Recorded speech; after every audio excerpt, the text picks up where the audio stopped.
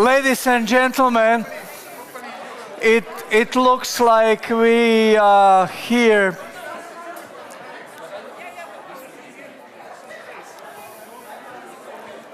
to start. Please.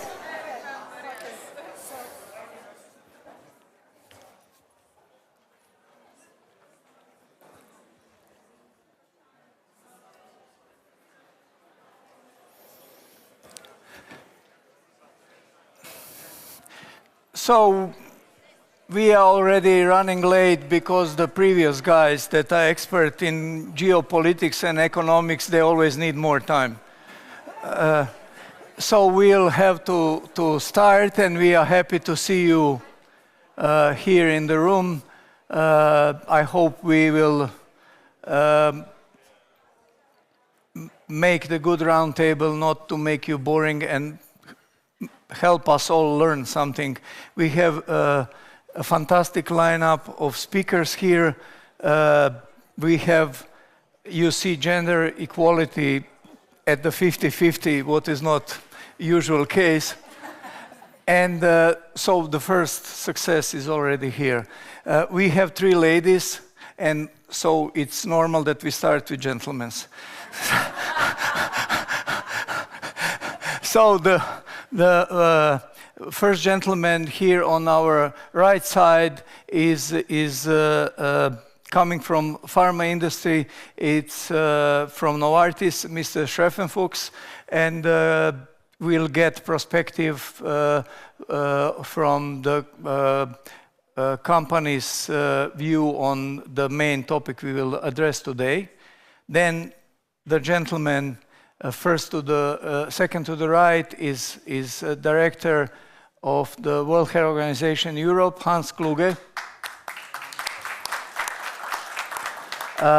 Then we have Minister of Health of Croatia, Irena Hrstić. Irena, welcome.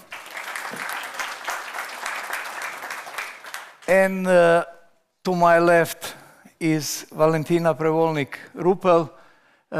She is, especially to Slovenians, she's Minister of Health, actually. And then the lady to the left is someone who really likes colors and has a fantastic name, Malina Muller. And she's a researcher in health economics. So thank you all for coming here.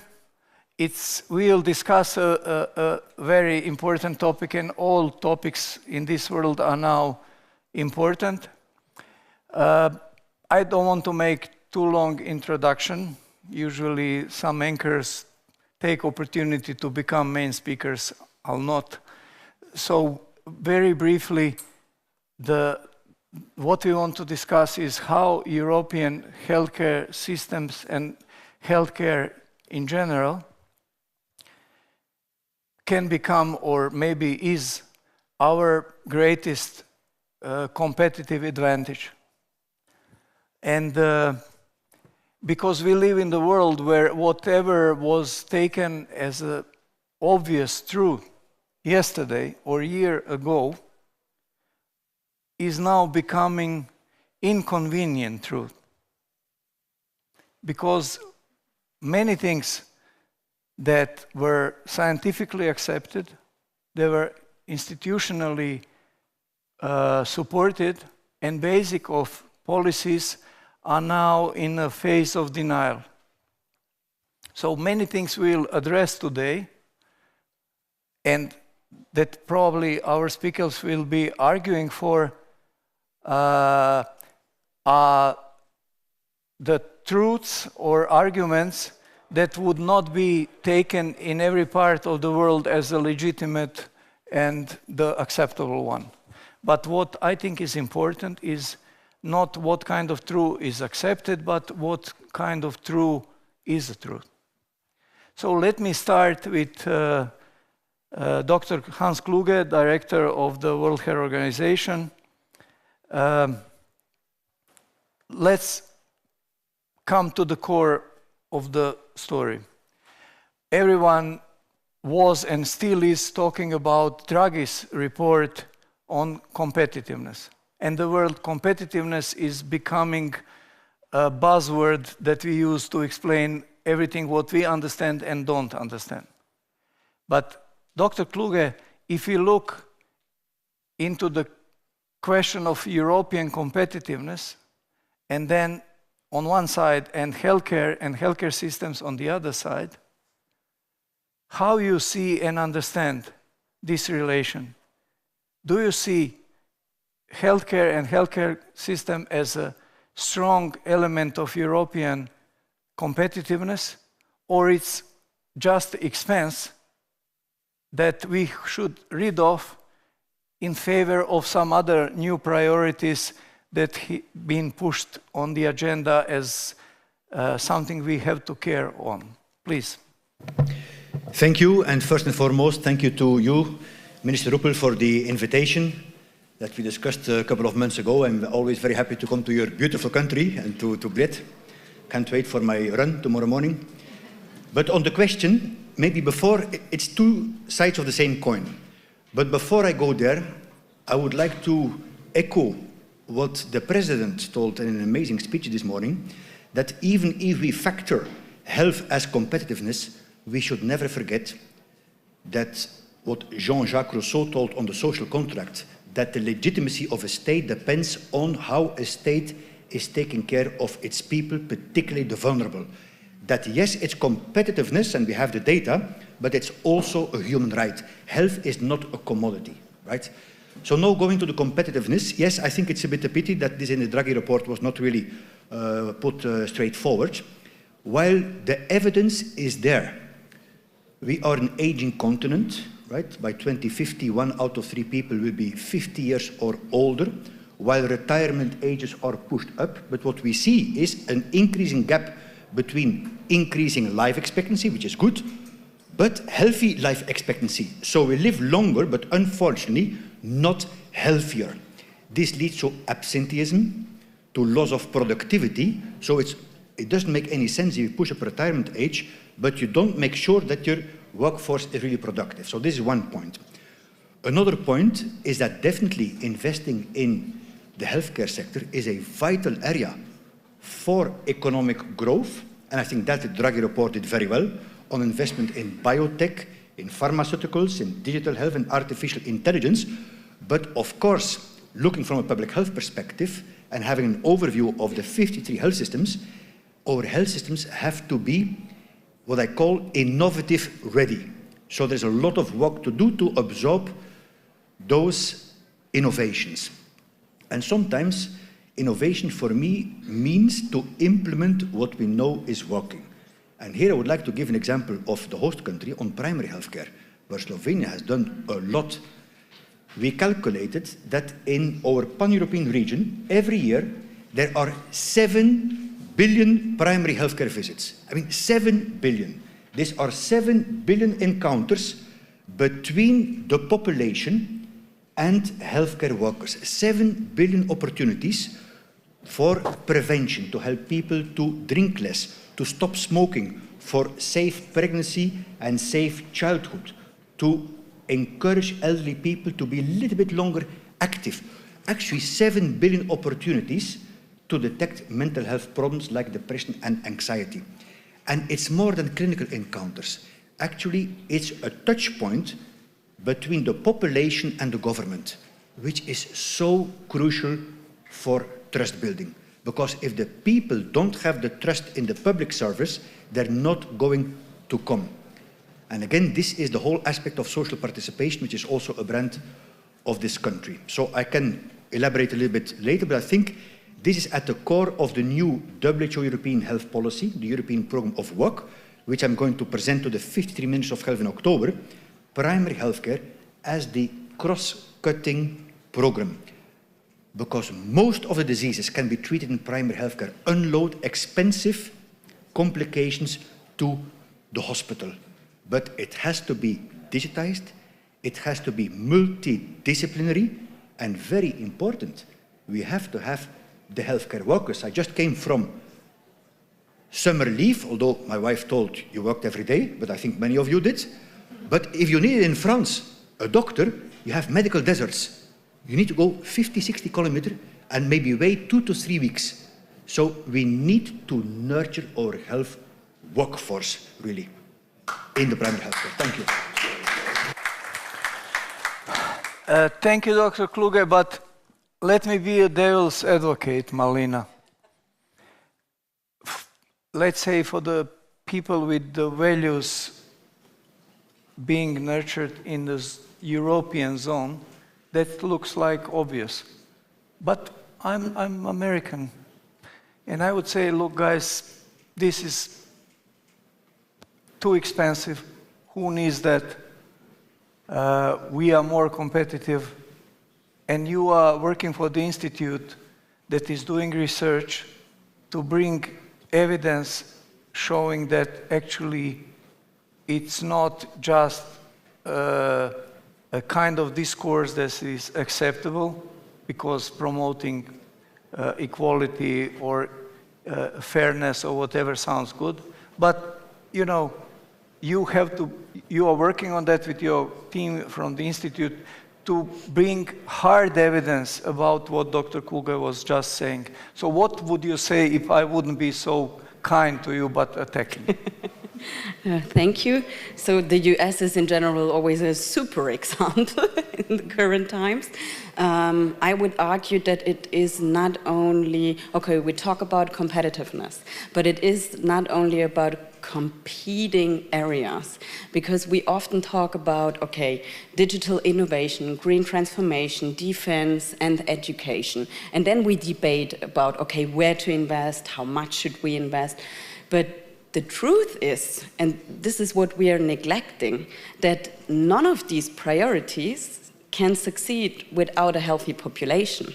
You can spend a lot of money into innovative, let's say, technologies, and you can invest more in defense, but let's say without a healthy population, you will not have a productive workforce. You cannot scale up innovation, and so you can also not sustain defense or education. So even if you're not coming from the really moral side of health being a human right, you can put a price tag on it. And the thing is that health is always the starting point. So it's not another strategic area. It is the foundation, the condition that makes everything else possible. And when we are not discussing it in that way, then it will always be about, okay, the priorities that we have, and now, okay, defense is much more important, for example, in our time. But you really have to think, let's say, one step backwards. Who, let's say, can really contribute to those strategic areas? And with our studies, we do not only show that there is a really positive ROI of investments into health, but also that it can compete or even exceed spendings in other areas, like, for example, transportation or energy. So I would not say how can, let's say, health compete, but how can we justify investing in anything else if we are not, let's say, secure regarding the foundation, and that is health. And we must be a little bit more honest about what do we know in the area of health and where do we invest. We have heard now that we are, let's say, we see an increase in life expectancy, but we see a decrease in healthy working years of life, for example. And when we are not working on that, then we really weaken our competitiveness.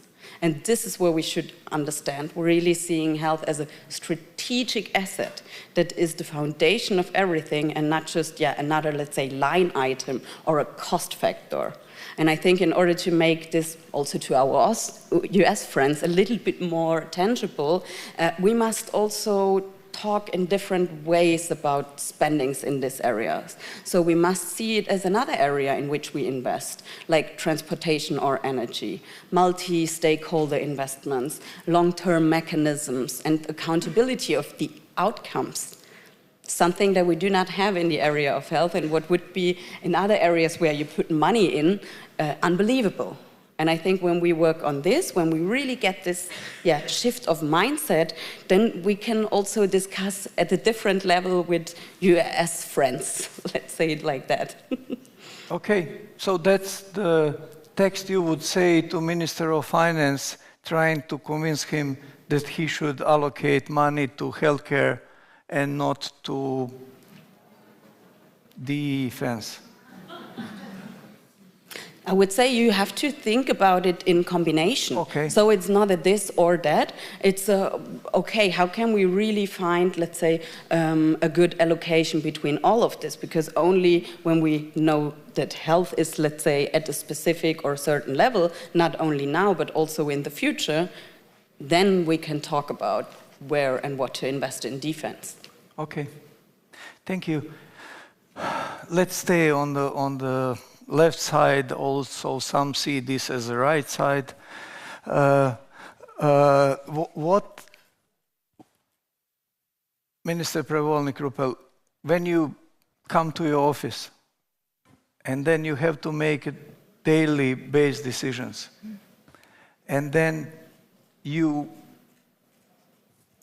ask yourself whether what I'm doing is really contributing not only to patients, to population, but also to national economy.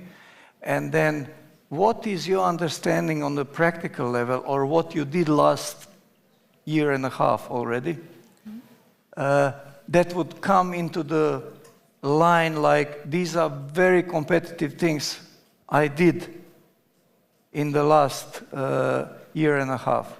And I must say, when Minister Prevolnik Rupel became minister, it was like a war zone in the healthcare in Slovenia. I think it was like 3 hours out of 6 news dedicated to problems in healthcare. And I don't know how, but she managed to completely tranquilize the situation. No one is acting or discussing the way they did the problems year and a half ago. So it must have been some secrets of hypnosis you are using. But what are the things you would put on the table saying, oh, this is all contributing to competitiveness of Slovenia?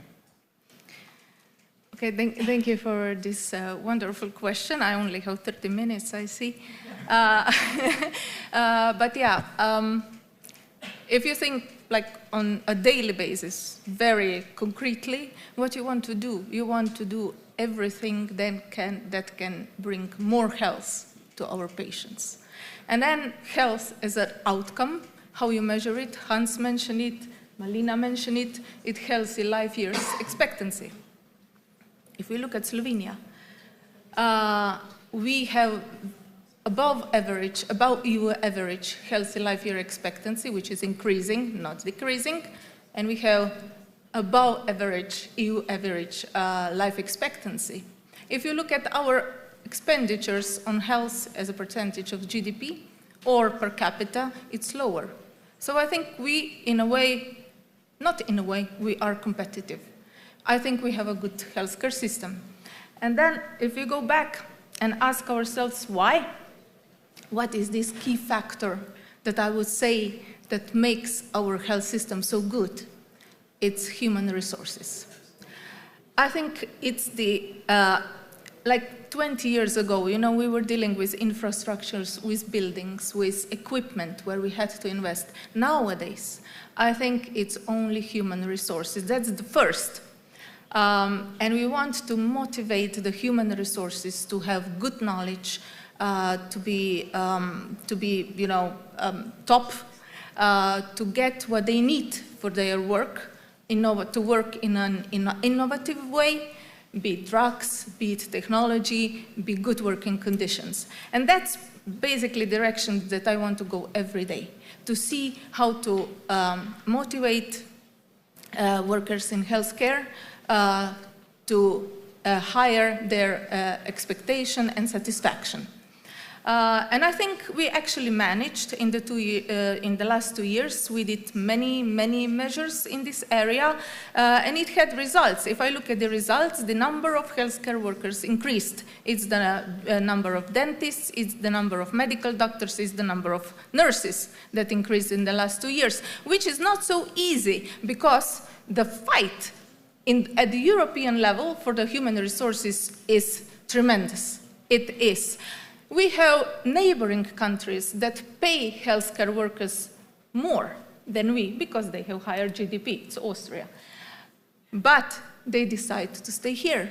And I'm very proud that along the wage rise, the wage reform, we managed to introduce very precise, very subtle instruments in different areas of healthcare, like in primary care, that motivated the human resources to stay here.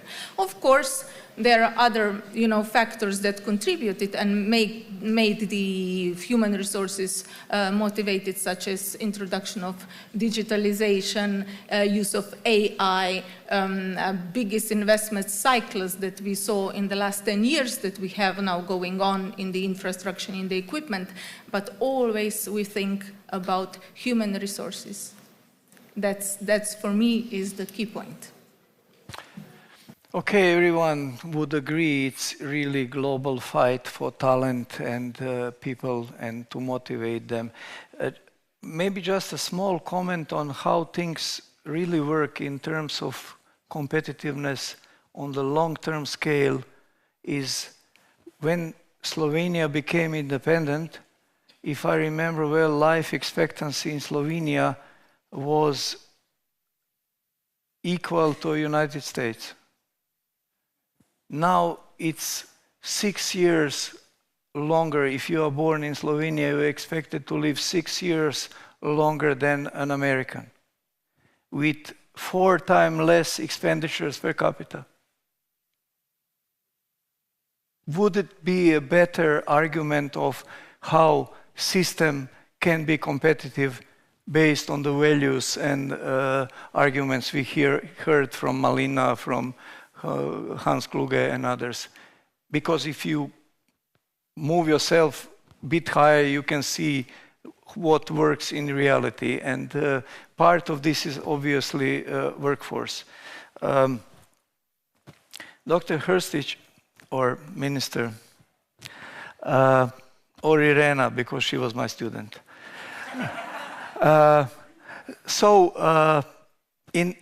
In terms of what we heard here now, what are you trying to achieve in Croatia in terms of using new tools and methods to improve quality and productivity of healthcare system?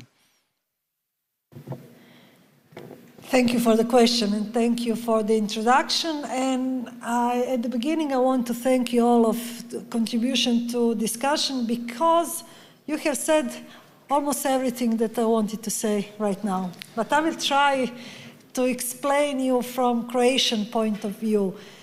We were talking about prevention, about healthcare cost, and about the human resource in healthcare system, and how important people are and patients are, and health is important. So myself as a Minister of Health, I have easy job. So we just need healthy people and we just need the money to do that.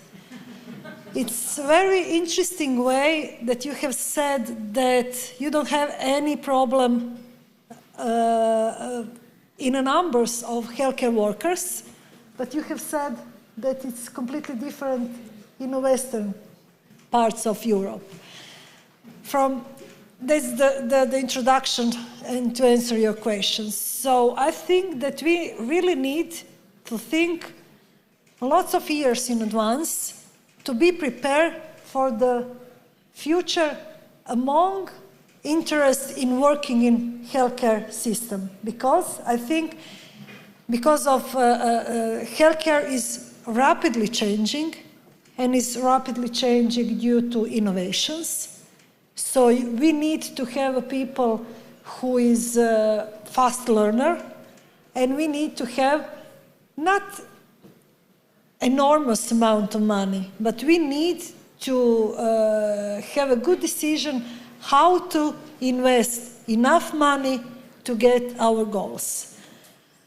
I can say from Croatian point of view, if we are talking something in between human resource in a healthcare system and on the other hand about medical devices, we need something to connect. And I think that digitalization, you mentioned digitalization and use of AI in a healthcare system, I think it's a good point that can connect human resource and medical devices. And those working together can bring better or a good number of healthy years to people's life and can get better results in prevention. Why am I saying that? Croatia has long years of knowledge of digitalization. I don't know if you know, but Croatia has electronic prescriptions since 2010. And from that year, we are building up that system, and now it's possible to get, even for the last few years, not just in Croatia, but all over the Europe, Croatian people can get medicine wherever they are. And now, any other citizen from Europe can get their medicine in Croatia. So this is the basic, simple of how worthy is digitalization in a healthcare system and how to get better results with digitalization or AI. But I'm really proud to talk a little bit about using AI in Croatia.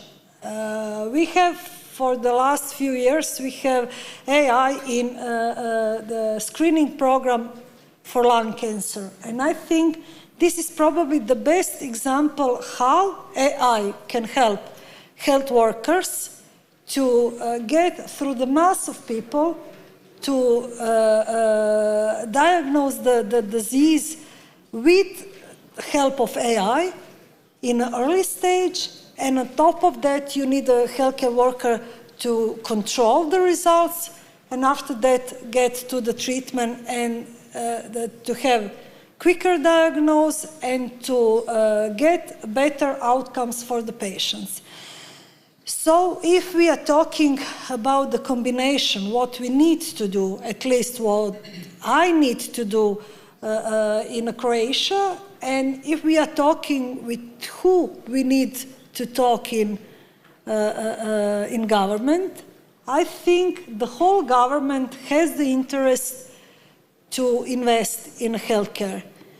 Not just Minister of Health, but I think the healthy people are important to any part of country and in any economic diverse part of economic of any country. But if we need to think about one thing that is more important, and it's some kind in a way that you were talking, that prevention, because we are older and older, and we are sicker and sicker, but it's a completely different way to think about the people that are older and sicker, and the younger.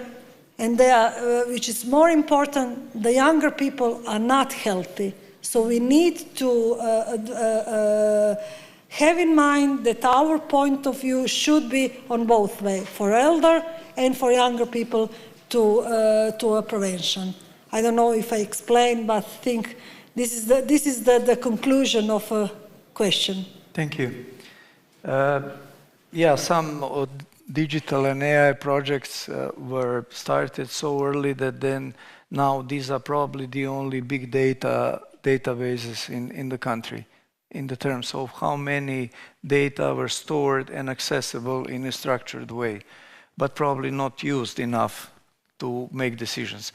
Mr. Schroeckenfuchs, you know, when you read Draghi's report,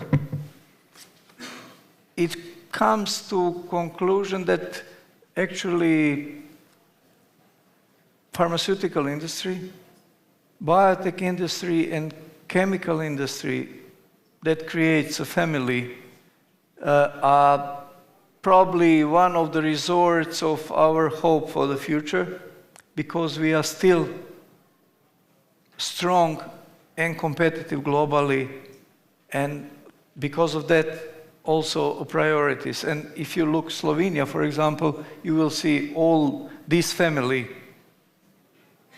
historically working together, Nobel Prize in chemistry, strong pharma industry, good schools, and I see now also strong investments in the future. But it looks like we are losing a competitive edge in this race. And when I was preparing for this roundtable, the roundtables are great because you can learn something finally, reading for the...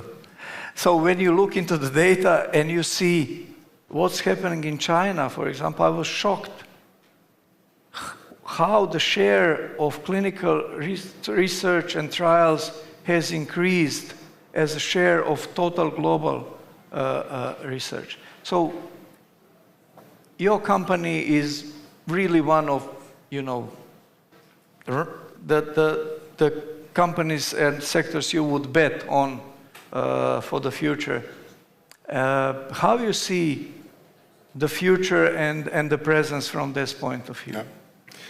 Thank you very much also for the question. First of all, I would like to say it's a pleasure to be back also in Bled and in Slovenia, because when the strategic forum started 20 years ago, I lived for 5 years also in Slovenia, and it's great to see how the country further continued to develop and grow, exactly also like Croatia.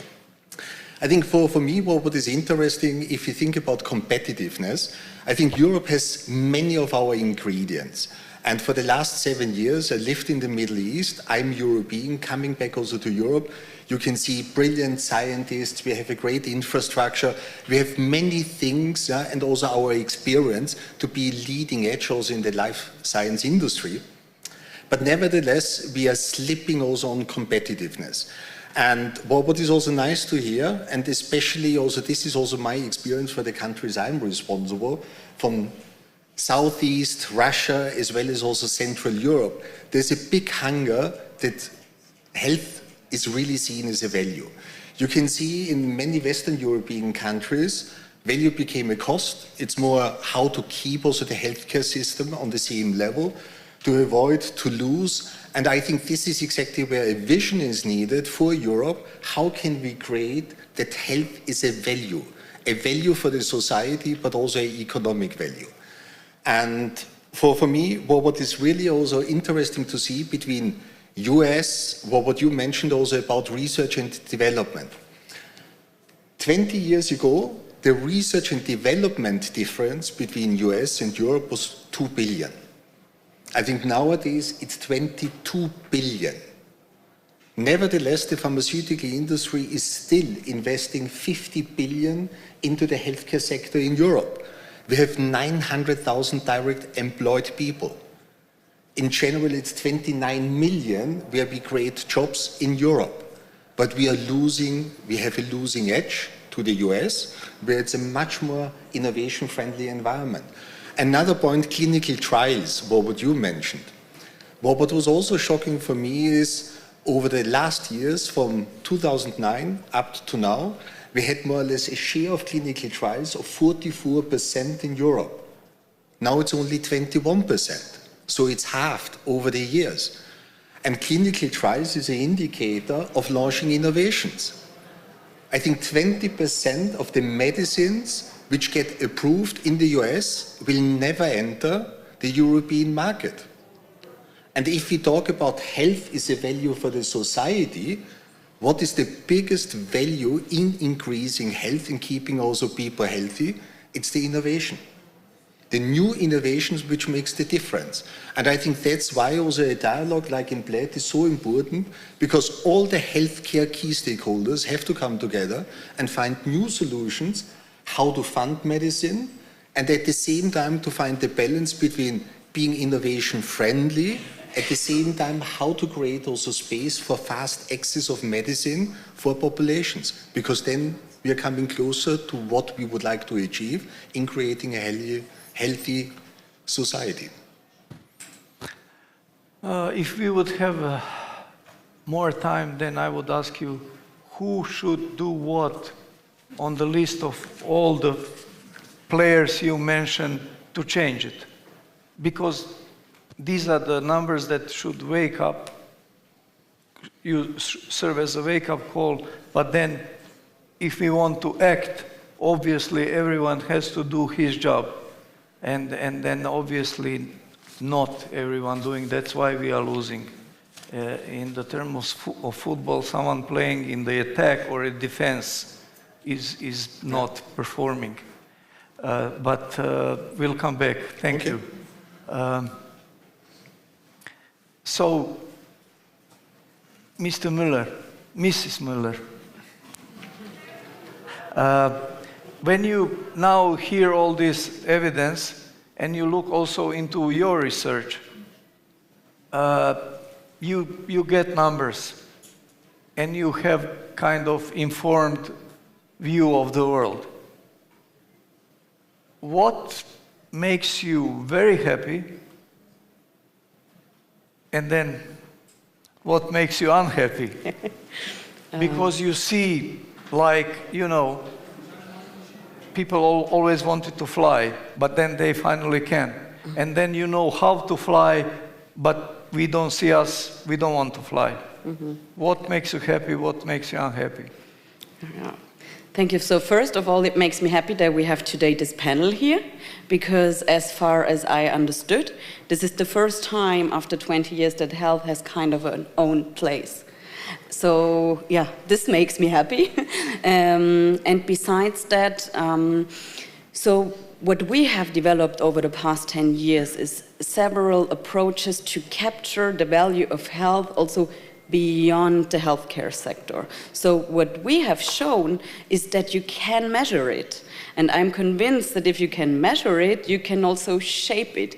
You can, play around with, let's say, scenarios. So there is a progress, not only with, let's say, the methods that we apply, but also how we can communicate to other stakeholders. And this is the second thing that, makes me so happy being here, that we are not only talking now in the health bubble, and for some it might sound a little bit strange to see health as a strategic asset and ROI and we need KPIs, but in the end, I think we really need this and we could show this. So this makes me happy. I see some progress.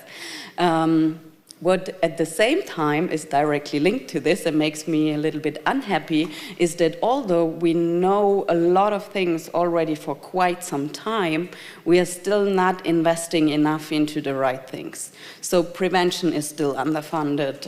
Innovative medicines in some countries still lack access. So although we know a lot of things and we have a lot of data and evidence, we are still lacking some, I don't know, boldness or lack of willingness to take over the ownership or the responsibility to really drive it forward. So there is still a gap between what we know and what we fund. And I think we must progress a little bit further to also make, to connect the dots and not think in silos any longer. Also, you were asking in your last question about defense or health.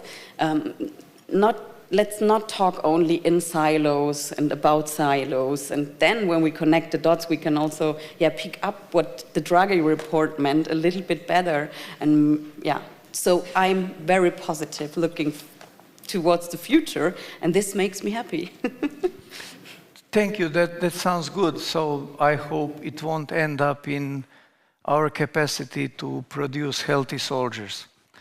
No. Hopefully not. Yeah. So, Dr. Kluge, what Malina just mentioned now was like, we know that investing in primary care and prevention is rational decision and behavior, but we all know that, people are getting Nobel Prizes in economics to show that we are very irrational in making decisions. So you are you are advocating for a rational thing that looks like impossible, which is making primary care prevention priority stronger. So what's your feeling? What is perspective that you would be heard and that things would change? Thank you. You know, I'm a born optimist, so in that sense, I think a lot of positive things are happening. We just heard from our two wonderful ministers. We also established 3 primary healthcare demonstration platforms in the pan-European region, where modern primary healthcare actually is happening. Maybe one point, if you allow me, that indeed our role is technical and moral, but we do have a lot of data. I mean, if you invest €1 in adult vaccination, you get €19 out of it in something very basic, right? Then on the NCDs, non-communicable diseases, 8 out of 10 people, including all of us, are going to pass away from heart attack, stroke, cancer, respiratory disease, diabetes. There is 2% of the GDP in economic loss due to those factors, where actually the answer is not so expensive. It's 30 minutes physical moderate exercise a day, which we're going to do around the lake here. It's not smoking. It's finally stopping this false debate between harmful and non-harmful alcohol. There is no non-harmful drinking. We have no evidence on that one, right? I don't say that the people should not drink, but it's my role to say that it's harmful. And then it's up to every individual, right? And then healthy food. So then I think we have to be also very realistically that when I talk to prime minister and presidents, it's true, they say, but listen, you got a lot of money during the COVID-19. So there is a bit of fatigue there. And the other reality is that there is less money for health. I mean, it goes more to defense. So it's a matter, and I agree with the esteemed panelists, that it's not one or the other. Because I haven't spoken to one prime minister who disagreed when you say, listen, prime minister, you know, how can your country be secure if you don't have a strategic stockpile of essential medicines or vaccines? If you don't do simulation exercises of your hospital trauma care capacity in case of mass casualties. And this can be war, but it can be, like unfortunately in my country in 2016 in Brussels, terrorist attack or flooding. So I think the common sense is there, but it's a matter, I think, to link our narrative, right, to the other biggies like climate change. I think it's clear for everyone, every leader of the country, what the heat is doing. And this is going to get worse and worse. So I think we need to be a little bit, and then the other elephant in the room, obviously, is the whole issue of fake news and disinformation. And there, the digital can help to create digital health literacy. But I must say I'm also more on the optimistic side. The one thing which bothers me a lot, also maybe because I'm a father of 2 wonderful girls, is the mental health of the youth. I mean, that's a big elephant in the room. We did a big survey, thanks to the European Commission also, and 11% of the adolescents tell themselves that they feel they themselves have problematic use of social media. So that's something, this digital terms of health and what it will do on the brain, I think is a big field for research. Thank you. Yeah, one of the advantages of European population that we are still on the healthier side of mental health compared to some other nations.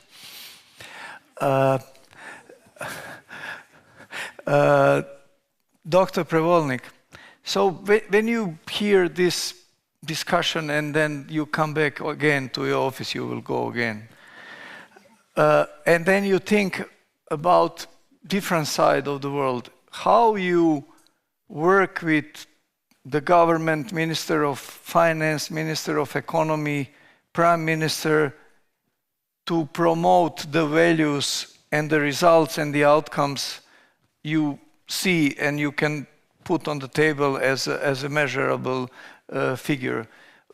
So what is your feeling about having healthcare as a cross-sector strategy that is not only your responsibility, something you are expected to care, but the whole government or the whole nation?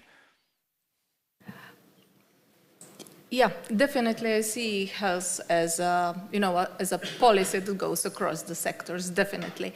And as I talked about the human resources, I wish we had enough human resources in healthcare. It is just a priority, but I don't think we have enough, but still, it's increasing, which I'm very proud of.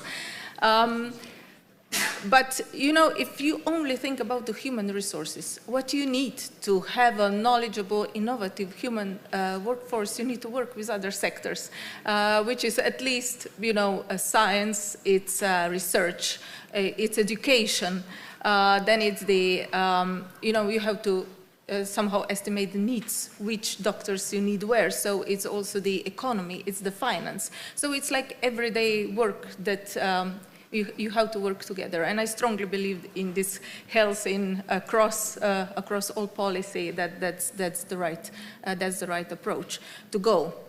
On the other hand, I think what is really important here that we show that we really show what health means, that how health is really important not only to the health sector itself, but to the wider economy. And there are ways, I'm as an economist also, there are ways to show this. We know what's the contribution of a healthy people, how much is something worth. The best economist in the government, or?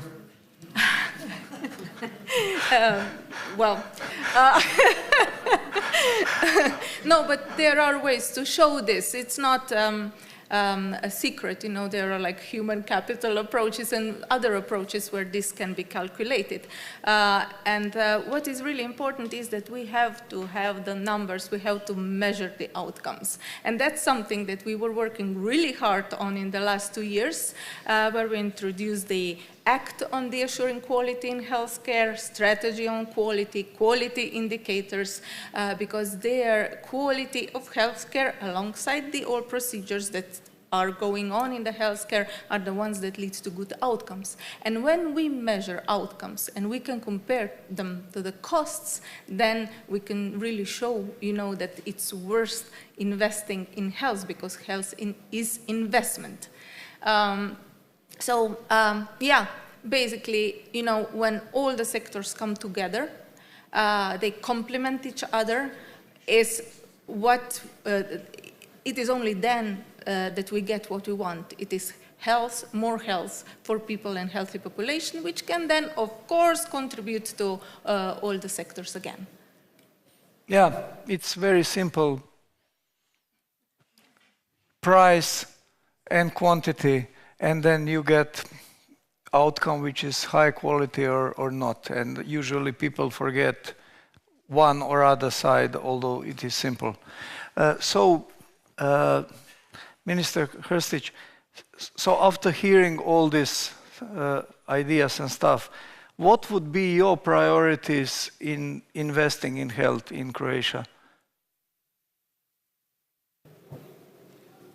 In a short way, prevention and outcomes.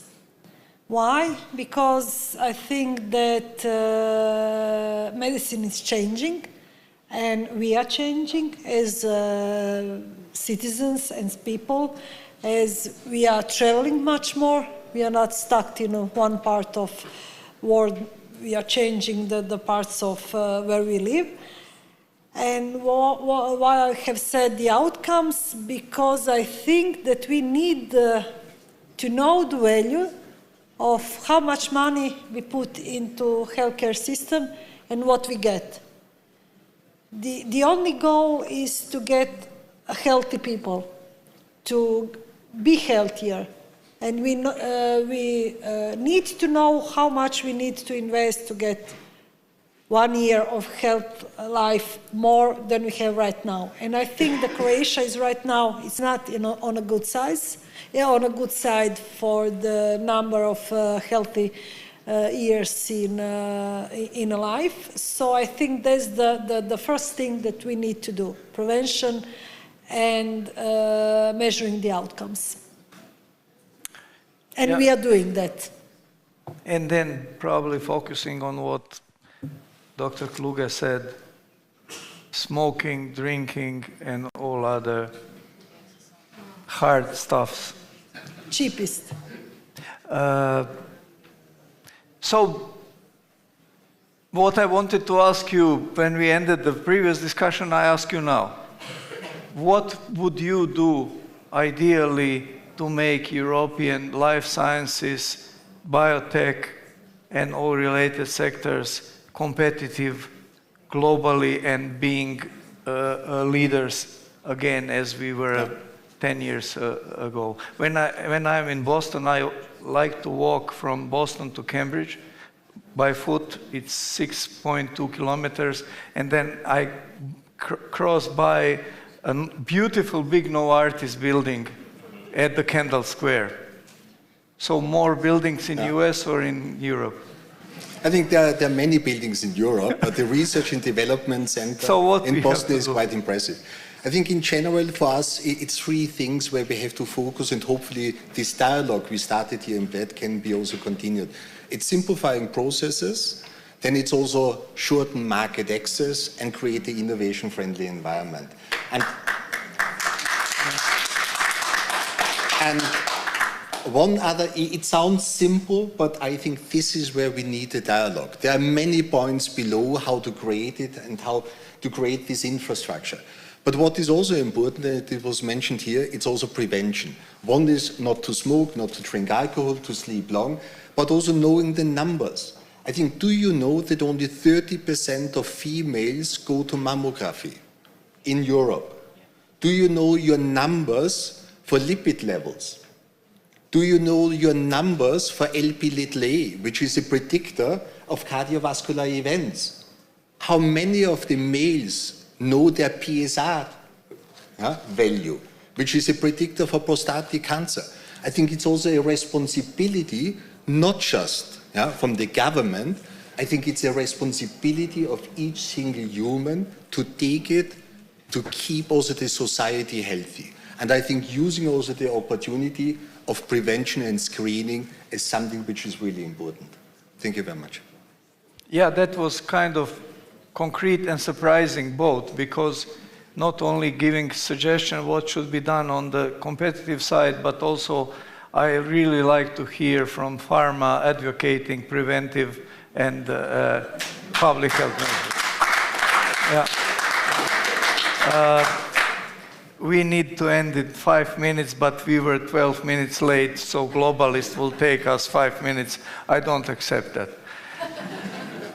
So I think all the evidence that Malina would bring to the table, and science and research are saying we should be proud Europeans about our health and our healthcare, our pharma industry, and all the stuff we want to compare with the world.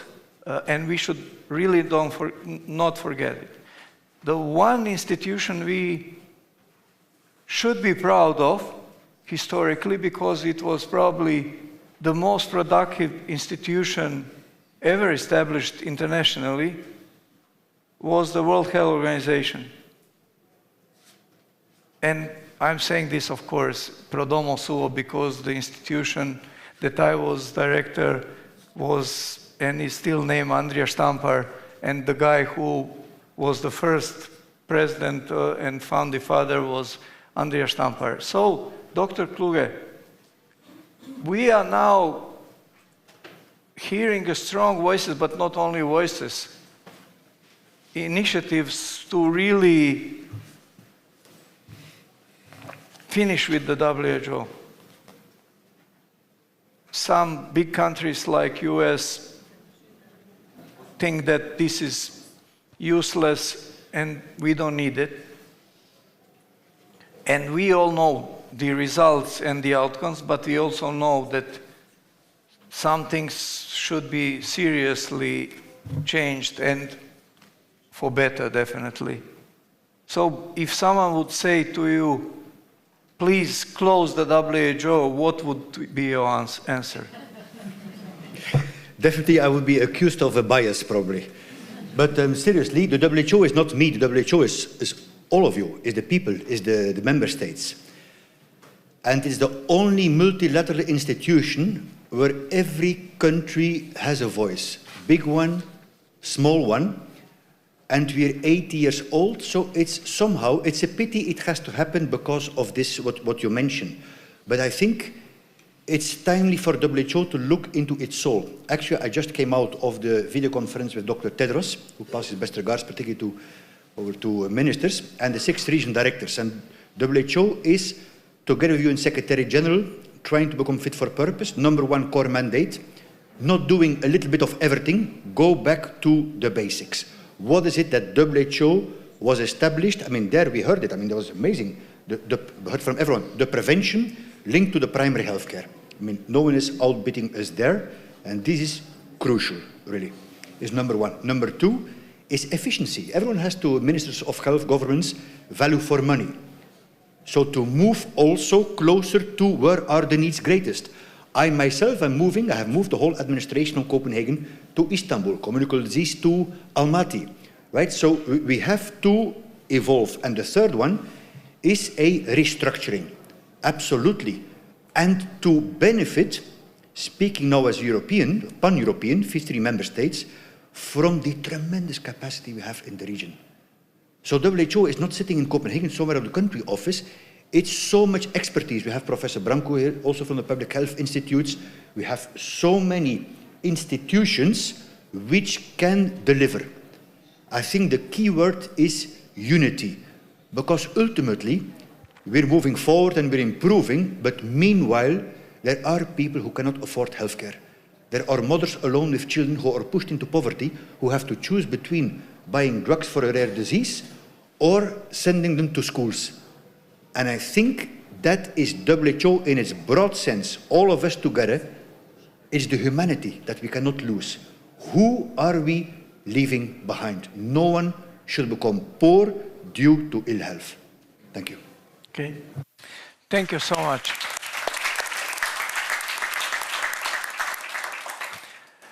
So that was our story.